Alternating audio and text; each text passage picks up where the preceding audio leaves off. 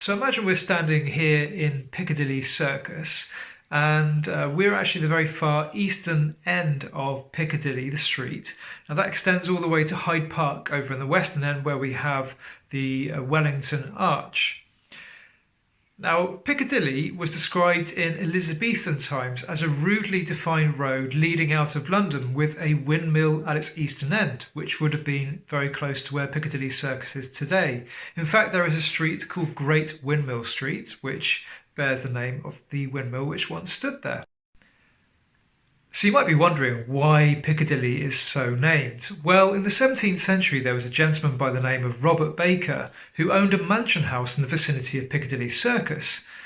He made his money by selling what were known as piccadilles. These were fashionable collars that the ladies and gentlemen of court could wear, and he made so much money he was able to build this rather lavish mansion house, and the locals derisively referred to it as Piccadilly House. You've got to imagine in the 17th century, right up until the 19th century, the street Piccadilly was a very fashionable one.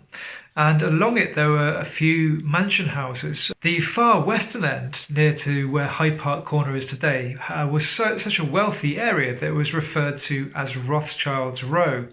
And Charles Dickens' eldest son, Charles Jr., described it as the closest thing that London had to a Parisian boulevard. So we've described why it's called Piccadilly, but why circus? Well, circus is just from the Latin, which means circle. And in fact, there are 4 circuses in London. You might be familiar with at least 3 of them: Piccadilly, Oxford, Cambridge, and the other one is St Giles, which is where Tottenham Court Road station is today. And they're the 4 corner points which hem in Soho. Piccadilly Circus is, of course, famed for its advertising signs, and they've had those there for an awfully long time, since 1908. Some of the brands which were advertised very early on included Perrier and Bovril, and there's been a display for Coca-Cola ever since 1955. The lights are only ever turned off for very special occasions. For instance, in 1965, our former Prime Minister Winston Churchill passed away, and the lights were turned off for his funeral. Then also, of course, there was Diana, Princess of Wales' funeral in 1997, and more recently the lights have been turned off for Earth Hour to promote the understanding and awareness of electricity consumption around the world. Which brings me last but not least the centrepiece of Piccadilly Circus, which is of course the Shaftesbury Memorial Fountain, named in honour of the great Victorian philanthropist Anthony Ashley Cooper, who was the Earl of Shaftesbury. That's why, of course, we have that famous street, Shaftesbury Avenue, just leading off Piccadilly Circus with many of the theatres along there.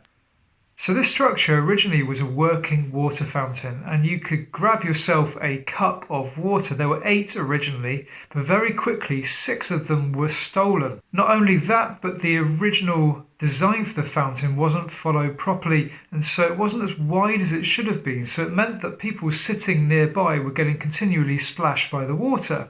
Now, above the fountain is one of the 2 most commonly misnamed structures in London, alongside the Elizabeth Tower. Of course, most people know it as the statue of Eros, but in fact it was supposed to be Anteros, the twin brother, the god of selfless and mature love. Interestingly though, the statue has not always been in its current location. For instance, in 1925, when they were enlarging Piccadilly Circus station, they moved the statue over to Victoria Embankment Gardens, where it remained for 6 years. Also, during the Second World War, they removed the statue and put it into safe storage. But to this day, though, of course, the statue of Eros, the advertising signs, and the general conviviality of the area is something which most people feel is synonymous with London itself.